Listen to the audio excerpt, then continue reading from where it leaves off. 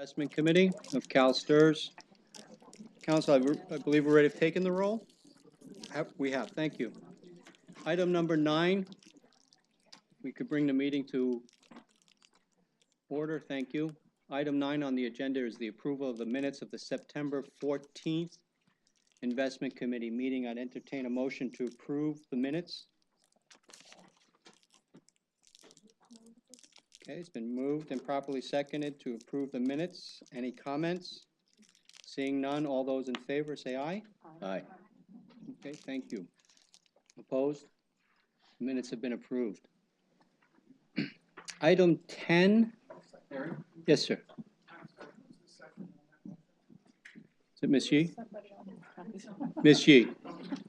Yeah, Ms. Yee, she's happy to second those minutes. Thank you. Item 10 and 11 are consent items, which mean they don't need to be moved or seconded. Is that right, Dana? Okay, so we have the corporate governance policy revision, first reading, and we have the Green Team annual report. Any members of the investment committee want to pull one of those items or have questions or comments on either one of them? Okay, before we vote on the consent, I do know we have members of the public that would like to speak with us, and we'd like to accommodate you at this time and hear your comments.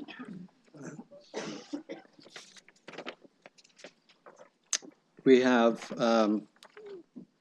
1, 2, 3, 4, 5, 6, 7 members of the public that would like to address us at this time, and we'd ask that you be efficient in your comments. We appreciate you accommodating our need to conduct our business in an appropriate manner and time period. So, Ms. Sylvie, you're first after Ms. Sylvie, Ms. Sandy Emerson, and then Jane Vosberg. So after Ms. Sylvie, we have Sandy Emerson and Jane Vosberg. Ms. Sylvie, welcome. Thank you very much. Welcome back. Thank you very much. Yes, you know me as Fossil Free California Coordinator, and I wanted to say that action on climate change has never seemed more urgent after last week's election. We are all very grateful to be living in climate-friendly California, and we appreciate that CalSTRS has been a climate leader, and we urge you to become now even more of a climate leader. With this sense of greater urgency, we are presenting this petition to the board with 4,045 signatures gathered over the last year and a half. It reads as follows. It's a petition to both CalSTRS and CalPERS. As concerned Californians, we urge the California State Teachers Retirement System and the California Public Employees Retirement System to immediately freeze any new investments in fossil fuels and to divest completely from the 200 largest fossil fuel corporations within 5 years. Thank you very much. Thank you, Ms. Sylvie. Would you present that to staff? We'll be sure that the committee gets that. Ms. Sandy Emerson.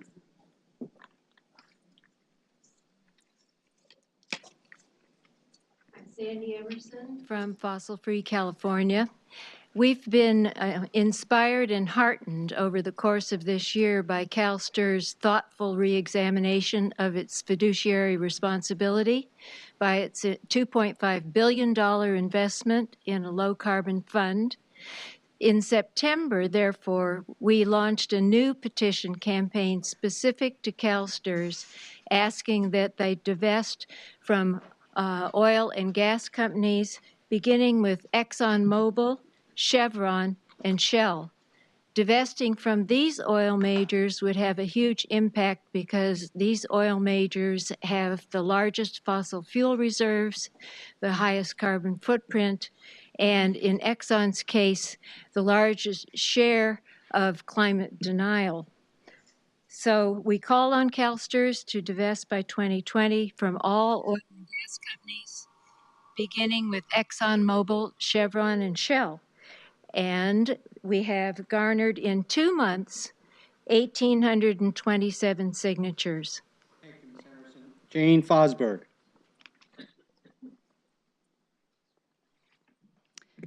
Thank you. We of Fossil Free California thank you, CalSTRS board members, for the welcome you have extended to us over the past 2.5 years. We are here not as adversaries, but as teachers who are very concerned about how climate change, left unabated, will cause immense suffering to the children and grandchildren of the world. You share the same concerns, I know. We were heartened to view the video of your fiduciary training session in September and are hopeful that Harvey Lederman's counsel gives you the authority and confidence to publicly announce to this fiscal year that you will divest the fund from all fossil fuels by 2020.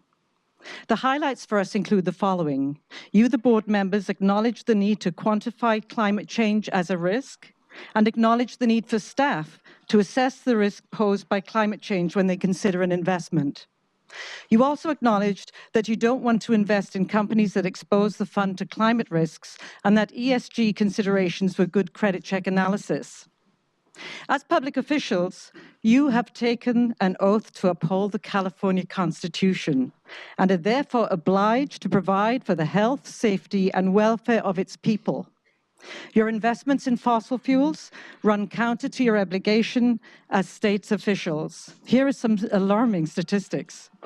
6 of the top 10 areas with the worst air pollution in the country are in California. They include Bakersfield, the Bay Area, and Los Angeles. Air pollution from fossil fuels causes up to 21,000 premature deaths in California each year and 16,000 cancer cases annually.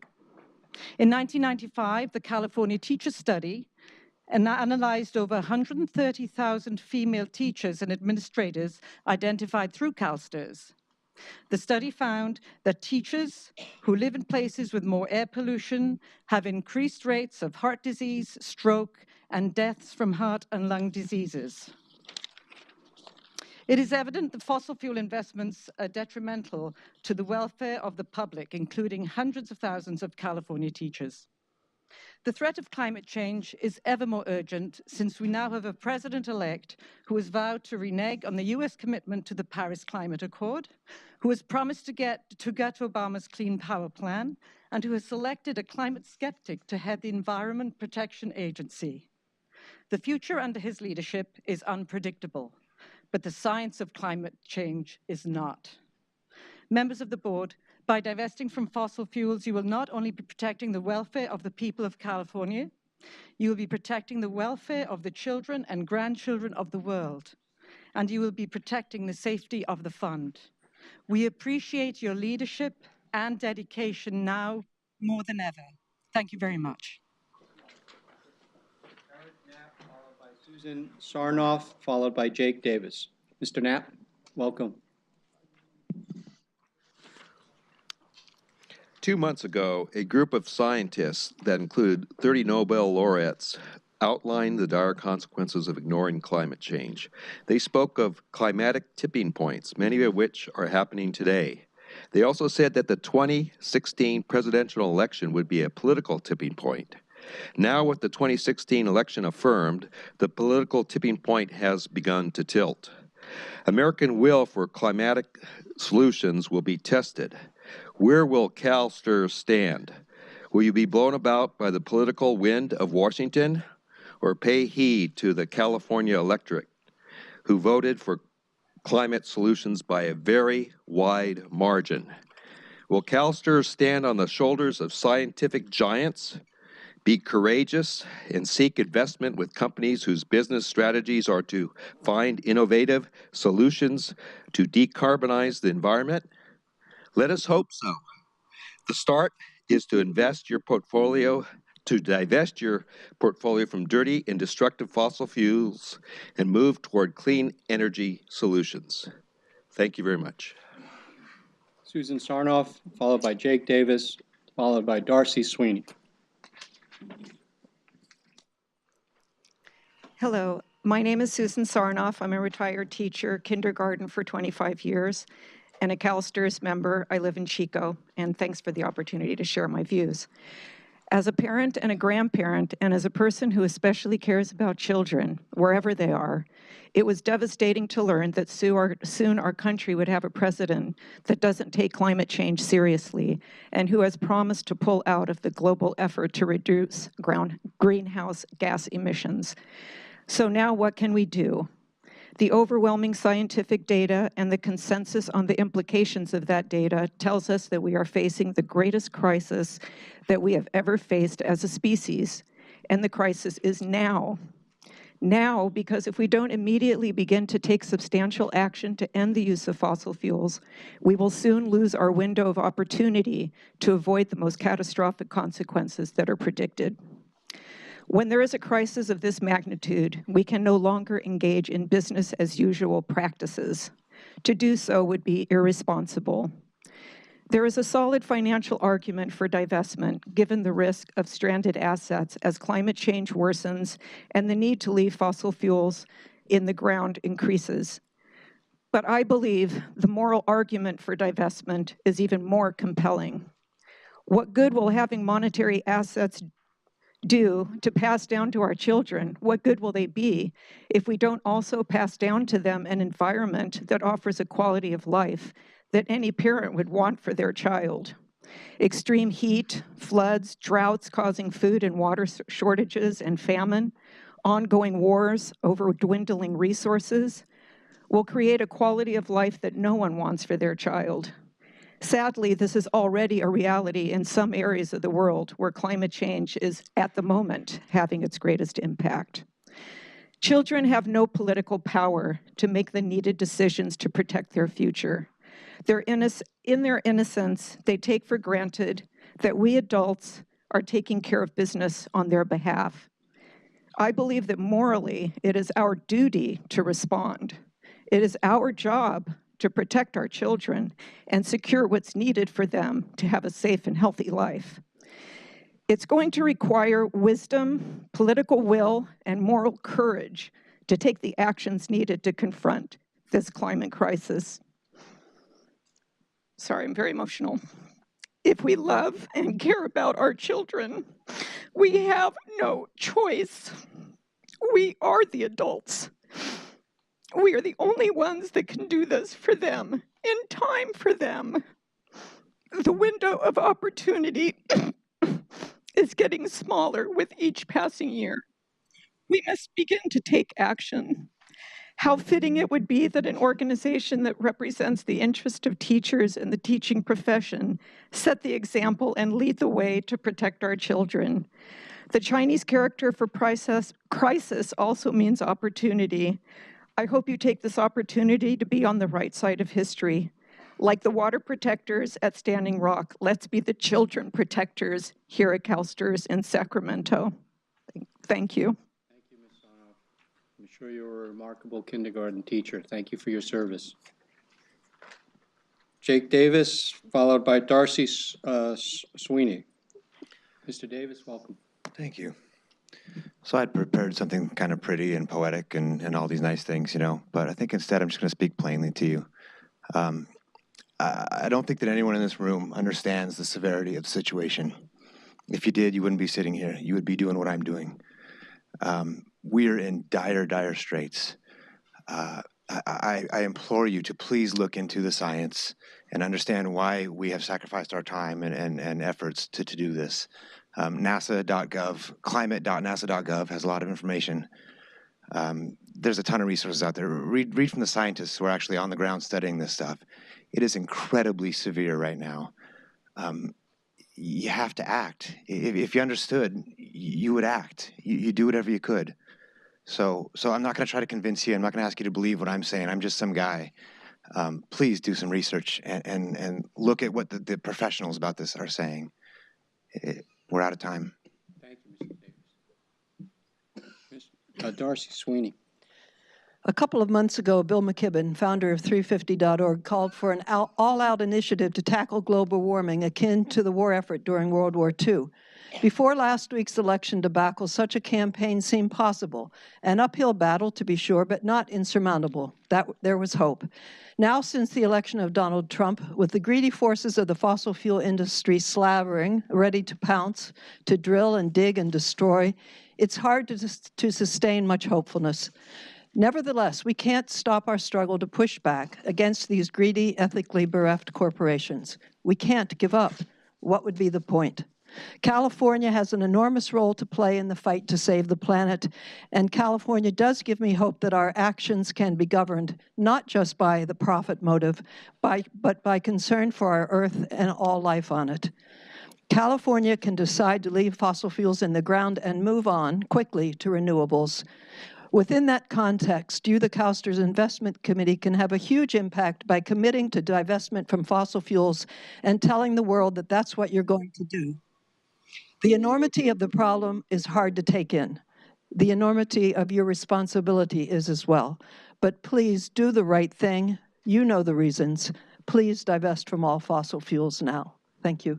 Thank you, everyone, for your comments and your persistence on this issue. Item 12 brings us to item 12 on the agenda, which is an information item, Investment Insight Program in the emerging markets. Ms. Sheehan's going to introduce our guests, and as before Ms. Sheehan makes her comments to the committee, as an investor that takes ESG issues very seriously, led by Ms. Sheehan and her team, and working with our partners here in the United States and abroad, we thought it would be important for the committee to hear from some folks who have more insights into the issue of environmental and social governance issues in the emerging markets. And as we begin to look more and more for opportunities around the globe, and despite the recent outcome of the national election, we do live in a globalized world. There is no going back. So we need to have more insights and thoughts about how investors are addressing and dealing with environmental and social governance issues. Ms. Sheehan, I'll let you introduce our guests. Thank you. Good afternoon. As Harry said, today you have two outside speakers who happen to be members of one of our governance managers, Kartika Capital. We have Teresa Barger and Farida Kambata. You have their bios with you, but they have been a manager for us since 2013, around a little over $300 million that we've committed to the fund. They've been not just a manager, but they've been a great partner for us, learning about the emerging markets. And I think you will find their presentation quite compelling. As this board knows, as we move into our emerging markets, more in our global equity program, I think the presentation today will be beneficial. Both of them were previously with the World Bank, the IFC, so they have a great depth of knowledge in these markets. And I know we're a little bit short on time, so let me go ahead and bring both Teresa and Farida up here so you can hear from them. Thanks very much, Anne. Mm-hmm. And as they come forward, I just want to take this opportunity to thank Teresa for coming. I have known Teresa Barger, I'm going to say, for a better part of a decade. She and I were elected at the same time to the Pacific Pension Institute Board, so I've had the opportunity to work with her for a number of years, from our IFC days to Kartika Capital. Take it away.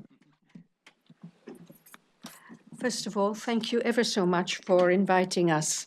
Delighted to be here. Wanted to say from our end that CalSTRS has been a wonderful partner and has worked with us on a number of initiatives. So thank you. I will begin by just giving you a brief overview on emerging markets, and Teresa will talk to you more about the ESG issues that emerging markets face and effective approaches to emerging market investment. Emerging markets. In the late 1980s, when Teresa and I were at the International Finance Corporation, which is the private sector affiliate of the World Bank, countries were classified as first world or third world. At that time, most of the first world countries were Europe, US, Japan, Australia. The rest of humanity was referred to as the third world. It was our boss at IFC, Antoine van Atmel, who coined the term emerging markets. Today, there are 24 countries in the Morgan Stanley Capital International Emerging Market Index. Even less developed markets were referred to as frontier markets, and the MSCI Frontier Index comprises 22 countries. Countries can graduate from frontier to emerging market status, as was recently the case with Qatar. Interestingly, the reverse is also possible. Argentina moved from emerging market to frontier and will all likelihood move back to emerging market. The important thing to remember is that both terms, emerging market and frontier markets, cover very heterogeneous groups of countries. In the late 1990s and early 2000s, not much investment by institutional investors from developed markets were made in emerging markets because they were deemed to be crisis-prone, politically unstable, and had illiquid stock markets. When it did happen, it was principally for diversification, since at that time these markets had little or no correlation with the rest of the world. The 2000s witnessed unprecedented globalization, with China becoming the manufacturing hub of the world and most emerging markets opening up to global trade. The resulting surge in global liquidity and commodity prices underpinned a period of extremely fast growth when emerging markets as a group grew over 8% on average. The fast growth attracted foreign capital, raising emerging market currencies and asset prices. Emerging markets weathered the 2008 global financial crisis better than the developed markets. For a change, it was a crisis not of their making. In 2013, for the first time, emerging markets contributed more than 50% to world growth on a purchasing power parity basis. Emerging markets could no longer be ignored, as they are now integral to the world economy and a major contributor to world growth. However, the growth stimulated during the global financial crisis resulted in unbalanced growth for emerging markets, high debt levels, and increased state intervention. When, in May 2013, the Fed hinted at tapering its liquidity support program, money rushed back from emerging markets to the US, with the MSCI EM index falling 17% from May to June 2013. It took 3 years to rebalance their own economies and adjust to the slow growth in the developed world. In this period, emerging market assets underperformed developed markets, reversing much of the gains of the past decade. By 2013, it was clear that 3 factors impacted emerging markets: the US dollar, through the availability of global liquidity; China, through its impact on global growth and commodity prices; commodities, including oil, as some of the largest emerging markets are natural resource exporters. 2015 was a terrible year for emerging markets, as all 3 factors turned negative, and big emerging markets like Russia and Brazil went into recession. The turnaround happened in 2016 when all 3 factors turned positive, ushering in a Goldilocks environment for emerging markets. Huge inflows went into emerging markets from yield-hungry investors. This resulted in a rally in both emerging market currencies and equity markets, making 2016, prior to the US elections, the best year for emerging markets since 2010. It was an equity-driven rally with a fixed income engine. The Trump election has caused a panic sell-off in emerging markets. The fear is that fiscal stimulus in the US will result in rising interest rates and a stronger dollar, both of which would be negative. In periods of panic, and we have seen many before, there tends to be indiscriminate selling. In such periods, investors facing redemption will sell irrespective of price or outcome. Since the Trump victory, the MSCI index has fallen around 6%, while the most vulnerable countries, such as Mexico, which might be impacted by protectionist measures, have fared much worse. The issues faced by Mexico are well known. Our current view is that President Trump will be far gentler on the protectionist trade front with Mexico than was candidate Trump, because of the close supply chain integration in autos, aviations, and electronics between Mexico and the US. It is worth remembering that Mexican exports to the US have a US input component of around 40%. We are watching Brazil to assess whether the government and the people there have the stomach to undertake the much-needed fiscal consolidation. We are cautiously optimistic on Chile, given the demand for copper, and we will be even more impressed if Chile were to elect a pro-growth president in early 2018. Peru continues to do well despite high exposure to minerals. The large domestic-oriented economies in which Kartika's portfolio is heavily invested, such as India and the Philippines, are likely to bounce back quickly once the period of panic subsides.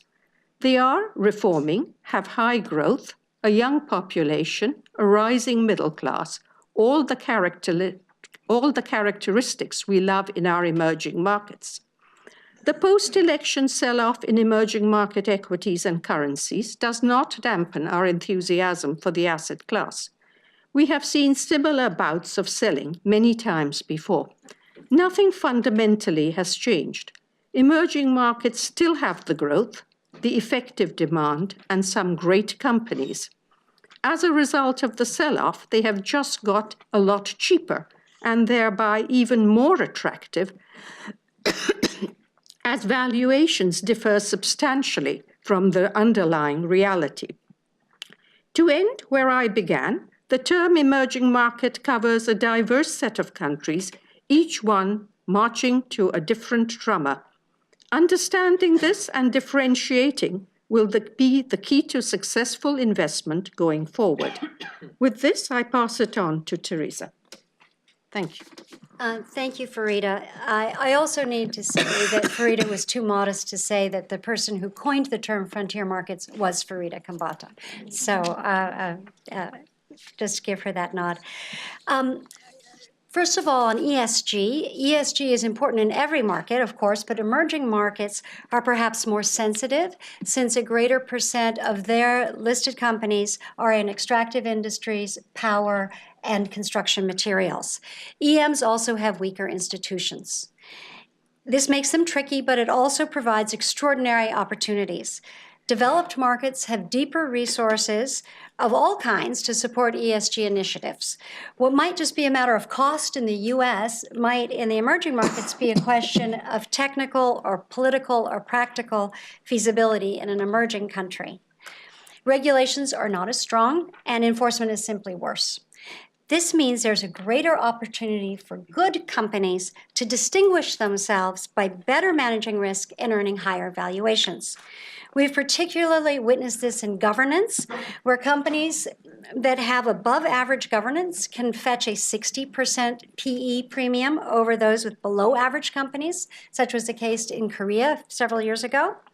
Cambridge Associates recently published a research note affirming that incorporating ESG in stock selection adds value in EM public equity investing, but I'm sorry to say not in DMs.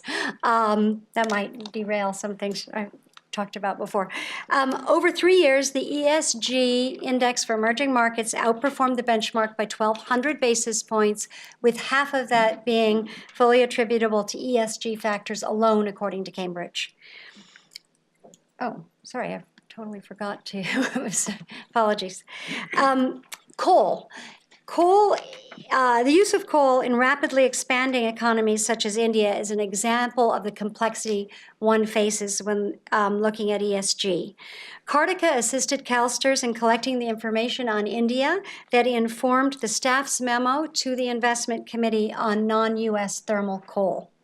On the political and economic development fronts, seeking to reduce India's reliance on coal immediately bumps up against the country's commitment to provide electricity to 250 million citizens, 21% of all Indians who do not have power, and many, many small businesses that do not have any power. The country's demographics, with a large portion of its relatively young population joining the workforce each year, makes policymakers reluctant to take any action that might constrain economic growth and employment. Coal is India's most abundant source of energy with an established infrastructure for extraction and delivery and employs thousands of people. India has very little in the way of natural gas, geothermal, or hydro resources. The poorest people often burn biomass like cow patties inside the home, leading to indoor pollution, particularly noxious for children. The good news is that the country has embarked on an impressive renewable energy program with the goal of producing 100 gigawatts of solar power by the year 2022. But that is far away. At this point, greater CO2 reductions may actually come from further investment in coal cycle efficiency, such as switching to super and hypercritical generation, coal washing, or substitution of higher quality coals. Cement production is perhaps the industry in which Kartika's portfolio most directly faces environmental issues like CO2 emissions and climate change. Cement is just an enormous consumer of power. Both directly and indirectly, it accounts for 5% of global greenhouse emissions. Kartika has invested in 2 cement companies in Colombia and India. Consistent with our ESG methodology, which is based in large part on CalSTRS 21 risk factors, we look for leaders in compliance with both mandatory and aspirational standards. This means finding companies that use modern technology adaptable to new and cleaner energy sources and that seek to reduce energy usage further. Both cement companies we've invested in are members of the, I don't know if I have a pointer here, anyway, of the Cement Sustainability Initiative, the World Council for Sustainable Development. Each responds to the CDP climate change questionnaires, and both provide disclosure on sustainability in accordance with the Global Reporting Initiative. We also, I should say, invested in 2 garment companies and have been careful about investigating worker health and safety, both at the company level and in their supply chain. And your own staff member, Aisha Mastagni, visited one of our factories in India. Both of the companies supply to international brands who are eager to protect their reputations, and that provides some additional comfort. I would now like to turn to some new evidence about what makes for the most effective approaches in EM-listed company investing. Just in the month of September, there were 3 new academic quality studies regarding the 3 areas that are on this slide. The fall issue of the Journal of Investing featured an article in which Marshall Stalker, the author, reviews 15 studies done over the last 3 decades and showcases his own new work showing that the single most important element for outperformance in EM is country selection. As Farida alluded to, he finds that 79.8, we could call that 79%, maybe 80%, of outperformance comes from country selection in EMs and only 44% in DMs. The EMs, as Farida alluded to, are 24 countries wildly different one from the next. Each one has its own dynamics, its own ability to either advance or retreat from reforms that either make their economies healthier or less healthier, make their companies more or less productive. In addition, when you choose a country, you choose a currency. So it helps to choose countries that are less vulnerable to depreciation at a specific point in time. I would note that 14 of CalSTRS 21 risk factors pertain to macro conditions in the country, at the country level, and these factors have informed our research on country selection. Another study by IFC, where Farida and I both worked, as Anshina told you, shows that extra profits are realized when one invests in a country that's at one level of risk and exit when it's at a lower level of risk. This is why we favor going into countries we believe are about to embark on reforms that can lower the cost of doing business and help companies increase earnings per share. Another study published in September by Copley Fund Research showed that managers who are truly active have beaten all other types of funds every year for the last 10 years in the emerging markets. High active managers, in their definition, have an active share of 75% or more, meaning they're quite off benchmark. Cardica, our firm, has a 99+% active share, which means we're nothing like the index. Also, in this study, active meant they had 75 positions or fewer. At Cardica, we're in 20 companies, so obviously even more concentrated. The study also found that high active managers created more higher returns with lower risk than the benchmark, which is also the case for Cardica. And you might note here that the passive funds, the ETFs, iShares, that sort of thing, do the worst, not even coming within 10 percentage points of the benchmark. And you'll also note that the closet indexers, which are the low active, do worse than the index. One of the reasons that managers who are actively picking stocks do better, in addition to country selection, which we know is very important, could be that they're also picking stocks that are controlled differently. In emerging markets, unlike the US, most of the stocks, around 85%, are controlled. That means that there is a founder, a family, or a state entity that owns 51% or more of the shares. Over 10 years, the Copley study found that founder-controlled companies, this is research by Extract, had a 150% compound return, and family-owned companies also did well at 120% return. Widely held companies, so prevalent in the US but not so much in the emerging markets, were mediocre, 48% return over the 10 years. State-owned enterprises over the 10-year period returned 0. Leading people to think, well, maybe one way to get a better return is not to invest in state-owned enterprises. But every law is there to be broken, I suppose. Given the prevalence of family companies, it pays to be a family business expert if you are investing in emerging markets. Family companies are arrayed on the same bell-shaped curve as listed companies everywhere, as widely held companies in the US. Some are terrible, most are okay, and some are extraordinary. An investor needs to know the questions to ask to find the extraordinary companies and also to know what to look out for.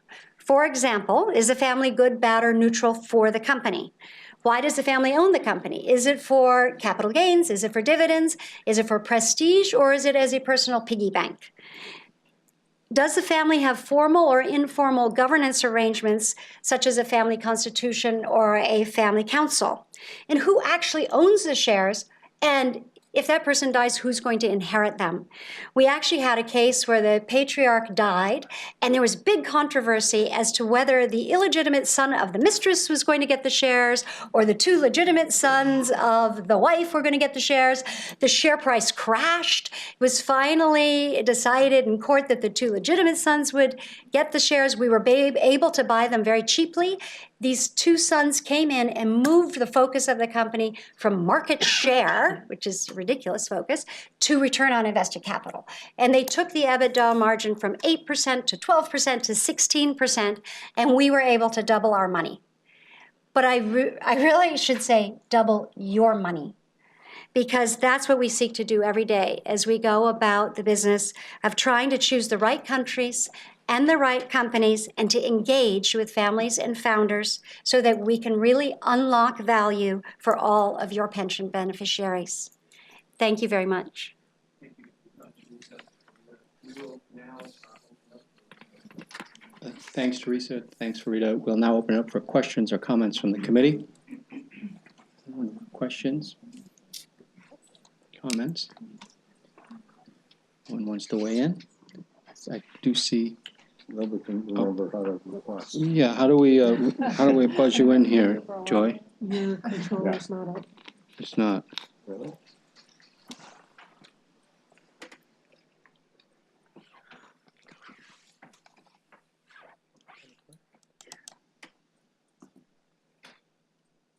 When in doubt, you just ask Dana. Yeah. The chairman knows everything. Thank you, I Dana. am a librarian. Ms. Higa? Thank you. So you made a little bit of reference to the recent election, and I think a lot of people are concerned about what that will mean in terms of our trade policies and moving toward a more protectionist position. And you know, one of the benefits I think of trade policies over the years has been to address the risk factors that we've talked about in terms of improving environmental standards, labor conditions, those types of things in these markets. How do you think that will play out in terms of, you know, an active manager's ability to have that kind of influence if our country's policies are not sort of simultaneously trying to elevate conditions in those countries at the same time? I think in many of even in our emerging markets, there are large groups of people who are very sensitive to issues of climate, human rights, etc. So I think when the US led the process, it was easier, but I personally believe that, and hope, maybe that's better put, that President Trump will continue that because the US did lead that process. But even if he were not to, then I still think that many of the developing world would still continue on that. As you probably noted, and it was with some degree of amusement, that China has risen up in arms and said that environment has to be protected, and it cannot imagine that the US wouldn't be part of the treaty. So I think you are having lots of pockets of that happening in most of our countries. I might say also that there's the power of the consumer. One of our companies sells to L Brands, which is Victoria's Secret, and their requirements are super strict.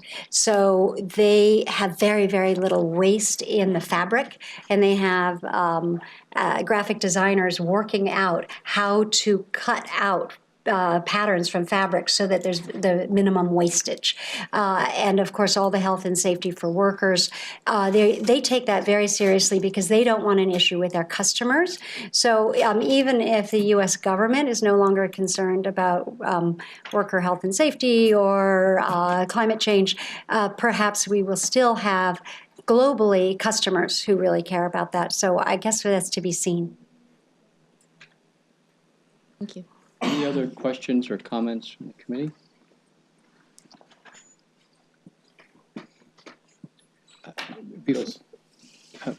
Chris, before we get to you, why don't you go first, Chris, and then I'll just close out with a comment or question. Go ahead, Chris. So, ladies, one of my questions was, you know, the committee, we had to postpone our decision about non-U.S. coal, and you had a slide up there where you talked about India coal. What are some of the things you think the board, besides India, what other places does the board have to factor in coal as a future, and within India, what are some of those dynamics besides just not providing electricity? Do they have other options? What should we weigh in the factoring of that? Well, to me, the number one thing is countries. What they have indigenously in terms of resources. So a country like the Philippines has only coal. They don't have natural gas, and everything that else they have to import. So that's a use of foreign exchange to import natural gas, and so that becomes difficult. Obviously, I spoke in India about solar. They're quite serious about solar, and they do have the sun, so that's quite good. But countries that don't have other resources, I think that's where it's going to be tricky. A country like Colombia has a huge amount of coal reserves, but it also has oil. Now it's got heavy oil, and is that actually where does that going to fit on the climate change spectrum as well? I don't know. But the countries that are really lucky are those with natural gas or with hydro or geothermal facilities. I guess the Philippines does have one company that produces geothermal. So, but it's very little. As compared to the needs. So I would say that's the very first thing is how are you going to get the foreign exchange and how are you going to ration it between electricity and other uses? Karina? Again, a very personal opinion. I mean, we were both at the IFC for many years, and IFC took environment extraordinarily seriously, as it should. And I think you are right in raising the issue about coal. But maybe the answer as a stepping stone is not do away with coal, which is going to be difficult for the reasons Teresa outlined, but try to get the best technology in place so that the negative impacts of coal are constrained. I don't see anyone else in the queue, but before we let you go, I would just ask that you comment, clearly you have a view on emerging markets. I too lend towards the belief that there's going to be growing opportunities in those markets, just from a demographics, high level perspective, not the granular or the quantitative analysis I'm sure your team does do on our behalf. But if you could speak about the greatest risk that you and perhaps we who have made somewhat of a bet on emerging markets, institutional investors are making some level of bet on the emerging markets. What would you say we should be thinking about as red flags on the horizon that we should keep our eyes out for?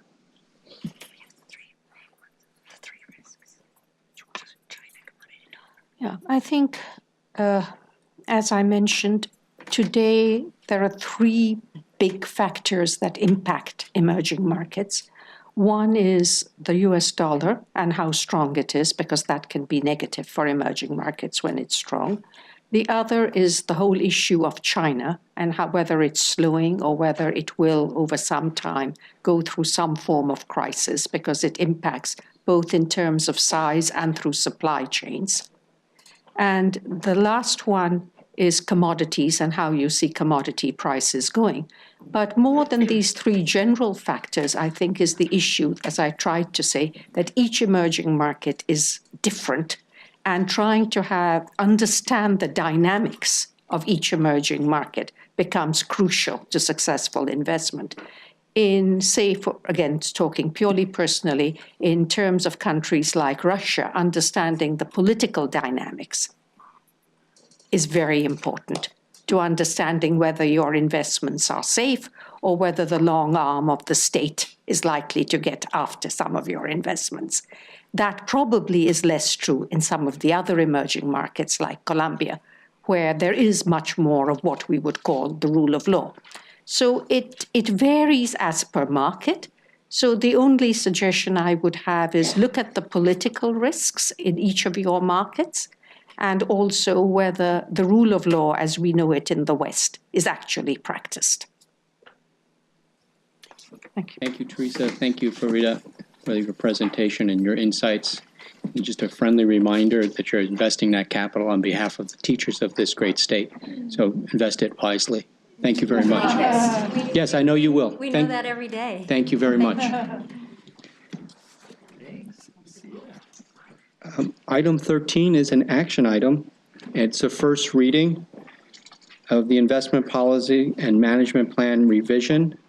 Christopher Ailman, our CIO, this is yours. And as is practice, if we so choose, we could adopt this as a first reading. Correct. That's why I put it just as an action item, sort of making the assumption it's up to you. When we adopted the asset allocation last year, one of the things I said was that it probably would need subtle course corrections during the year. And we like to do those at calendar year end and fiscal year end because it makes it a lot easier for performance measurement.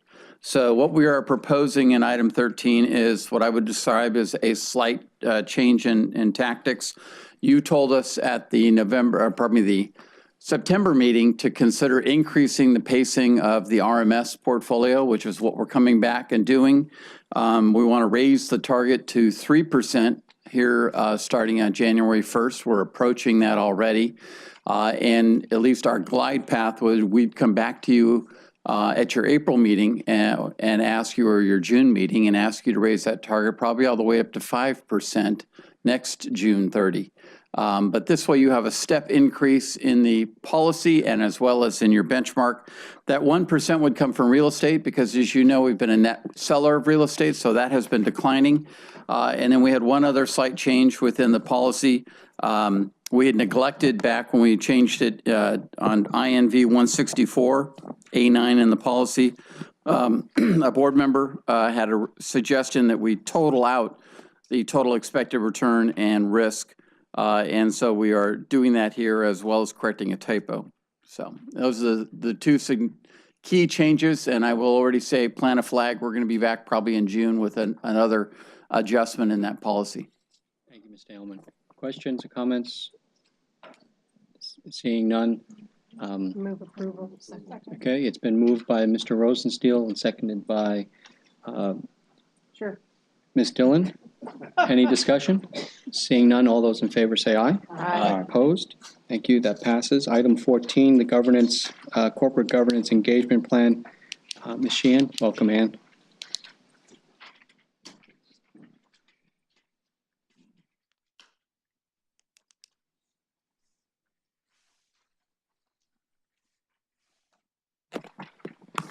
Thank you.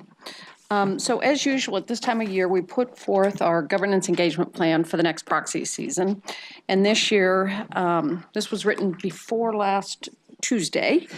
So some of our issues are sort of our mainstay issues that we've done. But I think the one fortunate thing is we do have now capacity within the unit to step up and respond to things that may come our way as a result of some of the changes in Washington, D.C. But let me go over some of the issues that we'll be doing. Executive comp, as you know, is something that we have always spent a great deal of time on. Usually it is not through shareholder proposals, but rather voting on say on pay at the various companies, as well as engaging one-on-one with the companies. The pay structure of the companies are all very different, so each of the issues that we have at times take time to really sort of chat about the specifics of the company, and we do that through company engagements. At times, we will file proposals or support proposals, but really the biggest change that we see the biggest way that we get change through executive compensation is through company engagement. Proxy access, as you know, with the advent of proxy access, once the SEC rule was vacated, we sort of had to go through a process of private ordering to gain proxy access at the companies in our portfolio. And New York City has filed 75 proposals. We've written to our largest holdings, encouraging them to adopt proxy access as a best governance practice. I think, as most of you know, the market has really settled on the model of 3 and 3 for proxy access. If you own 3% of the shares, or a group of shareholders owns 3% of the shares for 3 years, you can put forth like 20% of the candidates for 20% of the board. That is what most of the companies are adopting. Many of the companies in the S&P 500 have adopted that. We will be working down the cap size into the Russell 2 and others, encouraging them also to adopt proxy access. Majority vote, I think, as you know, for the past 5 years, we have written to 100 companies a year asking them to adopt a majority voting standard. It's been great success that we've had. We're doing another 100 this year. Already 30 have voluntarily agreed after they received our letter to adopt majority voting standard, and we're engaging another 30, and then we'll work our way through that list. We've got another sort of few one-off issues, company we've identified with some governance problems on supermajority voting, which we'll be engaging. I think, as you know, we really don't talk about the specific names of the companies we're engaging until we have either some success or we need to file a shareholder proposal. So we'll keep you posted on that. Apropos of the discussion we've had on climate change and environmental, that will again be a high priority for the staff. We're again engaging companies on methane emissions, both oil and gas production companies as well as utility companies, natural gas distribution companies. And Brian and Travis have been taking the lead on that and have already had a great deal of success. Again, energy efficiency and trying to encourage companies to report on what they're doing. Many times the companies are already doing it and we just need a little more information. Again, we'll do some water risk engagement. And then we'll be working with Ceres on a number of carbon asset risk engagement.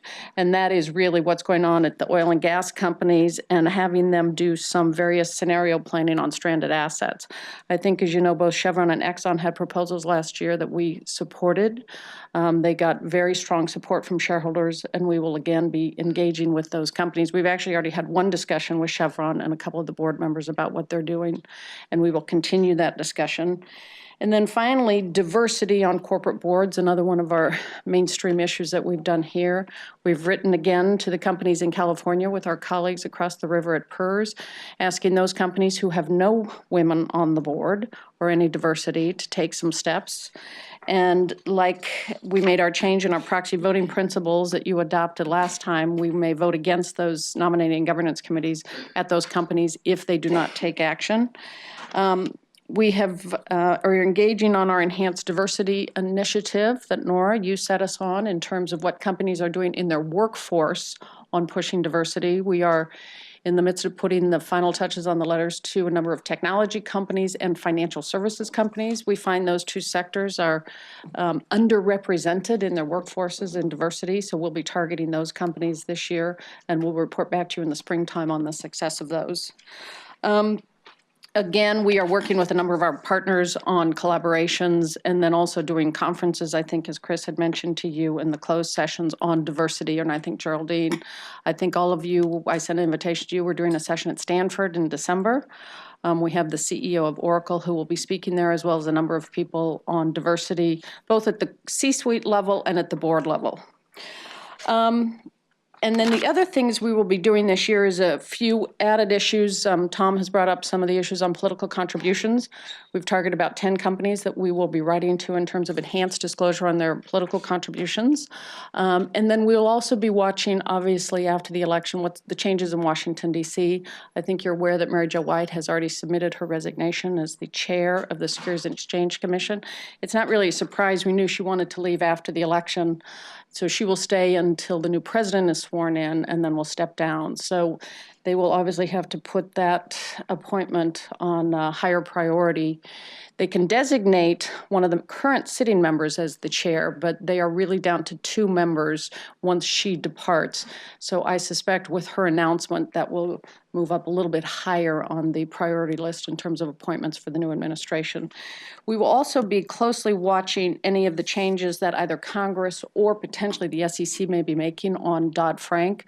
Many of the hard-fought governance rights that we got in Dodd-Frank, we want to make sure that we can maintain.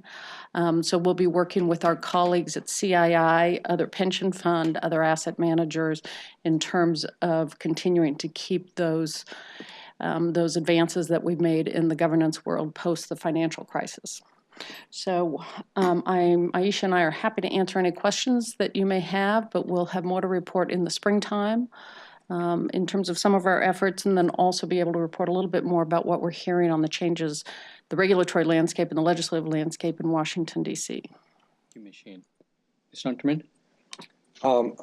2 things. One, I was glad you commented on political contributions because it wasn't in the write-up, and so that was going to be one of my questions. The other thing is more or less a comment about going forward, given the regulatory change in Washington. My instinct is that committed institutional investors are going to have to become the spine to keep business in America on the right track on things about such as diversity and environmental issues and others. How do you see that? I mean, do you see that as possible, likely? I do see it as possible. I think as we look at not just asset owners and like pension funds like ours, but also the large asset managers, both environmental issues and diversity issues have become mainstream shareholder issues in our country. The commitment of BlackRock, State Street, TIAA-CREF, and others to those issues, I think will keep them mainstream, but I think it is one of the issues, as a previous president once said, trust but verify, and sort of keep on these companies to make sure that there is no slippage on these issues, and also keep working with our partners in the asset management industry and the pension fund and some of the other investor groups that we work with on this. But I think, Tom, our responsibility is going to be more vigilant on these issues. Thanks. Thank you, Harry. Thank you, Anne, for the extensive plan. Just a little bit on the transition of the 3D database. And thank you for the commitment to a smooth transition. Do you foresee any expanded capabilities with that database going forward? See any expanded capabilities? Yes, because Equilar, and I think Aisha can talk a little bit about this, having done some, I think Equilar has both investors as well as companies as their clients, whereas MSCI really was much more of an index provider and did not have the depth of the corporate clients that Equilar has. So I think there will be much more of an expanded capability. I think now that we have a new home for 3D at Equilar and the BoardEdge product, now we can spend more time getting out and marketing that there is a home there and people can use it now.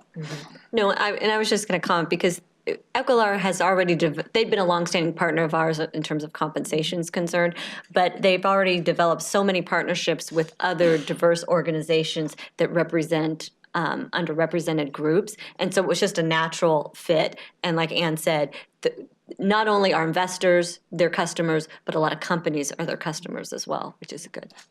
And really what BoardEdge does is it has various databases in these groups of board-ready candidates as well as already board candidates.